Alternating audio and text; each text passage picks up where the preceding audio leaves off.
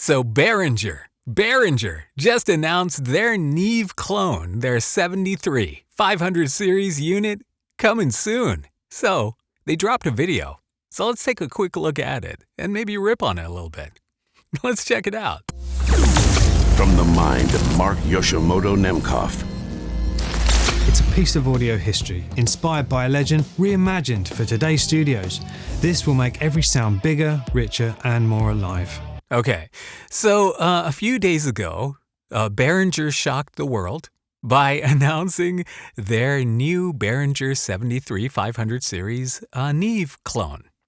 And, well, as always, there was much reaction on the forums.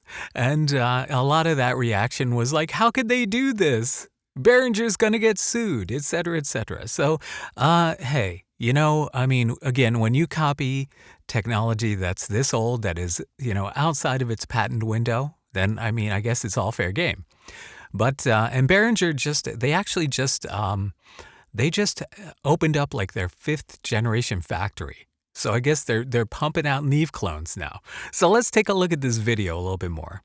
And let's see what we can see here. Okay, first of all, I just want to comment on one thing.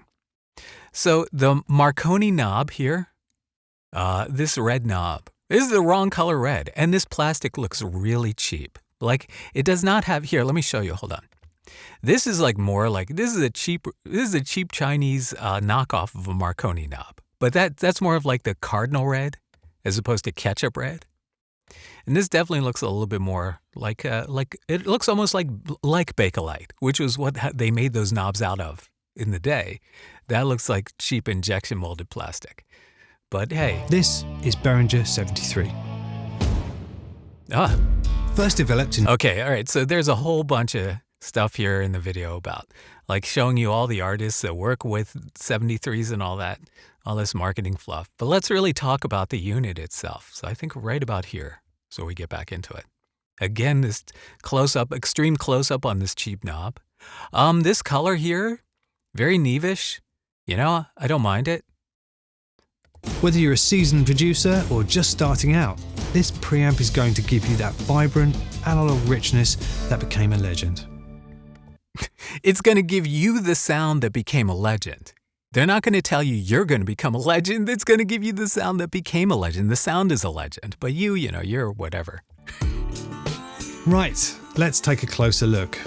This is a compact, rugged piece of hardware designed to fit a 500 series rack.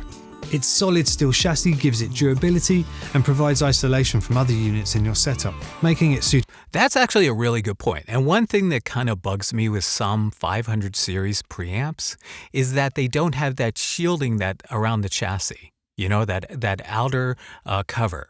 That it does help with shielding. So, I'll give them that much. And also, I should point out right away, because I'm sure you're thinking, how much does this thing cost? We're going to talk about that in a moment. Suitable for both studio and mobile use. The front panel is what you'd expect, with clearly labelled precision rotary knobs and illuminated switches. The large stepped gain control knob allows for precise operation and accurate recall, and gives the unit a sturdy, tactile, professional feel.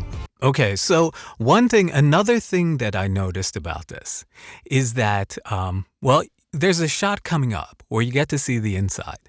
But when you look at the press release for it, it says that it's stepped, right? Stepped resistor, stepped control, gain control, blah, blah, blah, but electronically controlled. So there is it's not an all analog pot that they're using. They're also using, basically they're using a chip in there somewhere to help ensure that you have even gain between the settings.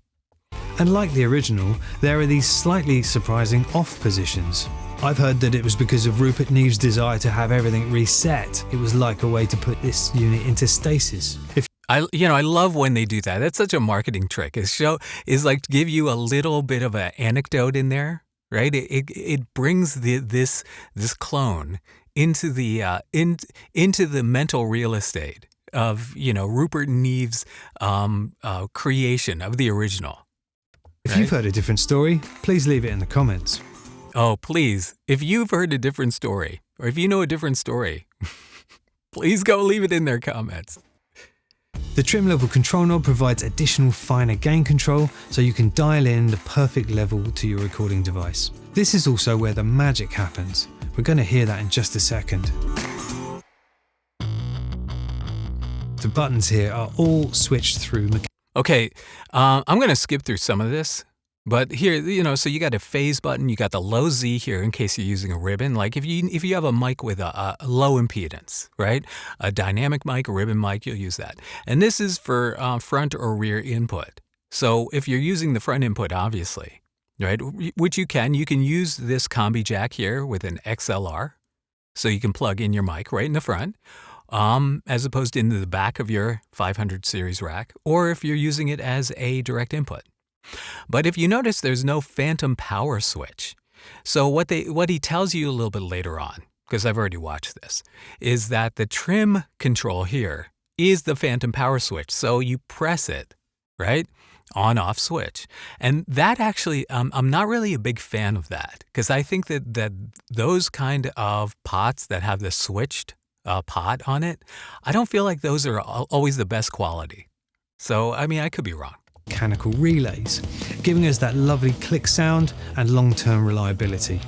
You have these for selecting. Hold on, I want to show you something. I'm going to hold on. Oh, wait a second. Is there a shot in here I wanted? There's something in here I really need you to see. I mean, obviously, yeah, it's got phantom power, blah, blah, blah. Oh, wait, here we go. Let me roll it back a little bit. We're going to see the guts. Oh, this is perfect. Look at that. So this is the guts of the Behringer 73. And if you notice, right, I mean, it doesn't have the Carnhill transformers, and it doesn't have the standard legacy style transformers. It has transformers by Midas. And Midas has been, is a brand that is well known for making great transformers. But are they the same? I don't know. But they own that company. So they're using their transformers. But if you notice, there are an awful lot of IC chips in here. Right? Look at that. 1, 2, 3, 4, 5, 6, 7, 8 that you can see here. This over here, I wish you could see what I'm pointing to. But if you go over to where the trim knob is, and look to the right, see where that pod is, right? And it's a pretty standard switching pod. And then if you go down, that looks like a relay. And that relay is probably the on-off of the phantom power right there. So, yeah, there's a lot of surface mount parts in here and a lot of chips in there because it's automated manufacturing. This is not built by hand like the original Neves were or anything like that. This is all built on an assembly line. And this is why the cost of the 73 is, drumroll please, $200. That is the suggested retail price for the rest of the world, except for the United States, because with the tariffs, it is $249 currently at Sweetwater. I believe you can pre-order it for July. So it is definitely not. It is not your father's Neve inside. Whether it sounds like one or not, I don't know. There are other. The original circuit topology with 2 custom wound Midas transformers that get you that sonic smoothness the 1073 is known for. The 73 is... Okay, so, I mean, were they able to copy the sound of a Neve 1073? I don't know, right? We'll find out when they come out. But for $200 or $249, how close does it need to be for you to be interested? That is the question. I don't necessarily need something like this to sound like a Neve. I just need it to sound good on whatever I'm using it on, right? I mean, again, we spend so much time chasing these vintage sonics. And I mean, for music, I think that's great. But, use your tools to their strength. So if it does something really well, then that's great. $250 is pretty cheap. And it's cheap enough to take a flyer on it and get one and just see if you like it for whatever it does. I don't know. I've got a wait and see attitude about this one. But is there anything more? All about staying true to the original. But here, there are two little changes they've made. Yeah, it's all about staying true to the original with surface mount parts. I'm staying true to the original with these surface mount parts and IC chips. As on the original, this is a change more towards the original circuitry. Most modern 1073 modules rely on the standard plus or minus 16 volt rails. Behringer have taken a different path by boosting a single rail to 30 volts. Now that is pretty interesting. So a 500 series unit, right? It runs at 16 volts. The power rail runs at 16 volts. And, and that differs from rack units. Rack units generally run, the rail is generally around 24 volts. So you get a more headroom with a rack unit at 24 volts. So for them to take the rail, the 16 volt power that is supplied by the chassis, and to upscale it to 30 volts, that makes it interesting to me because now maybe it's quieter. Maybe it has more dynamic range. So now I'm kind of interested.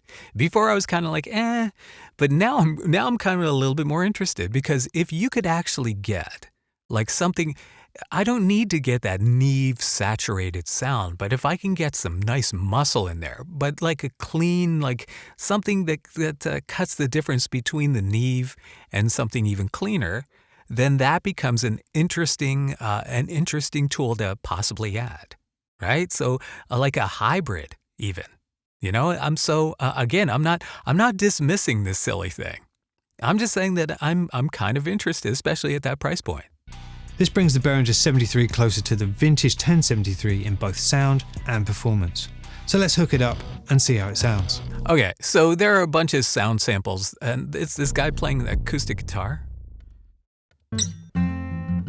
And I mean, you're not going to tell anything by these sound samples, and I think they know that. But anyway, so the Neve 1073, reborn by Behringer.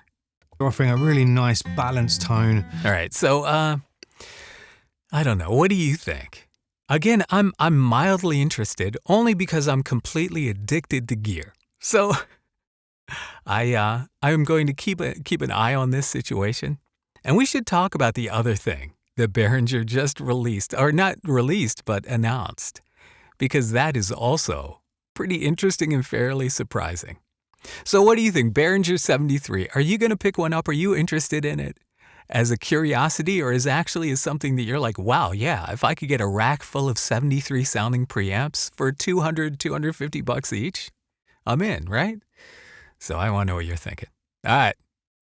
Till next time, this is Mark Yoshimoto Nemkov, fading to black.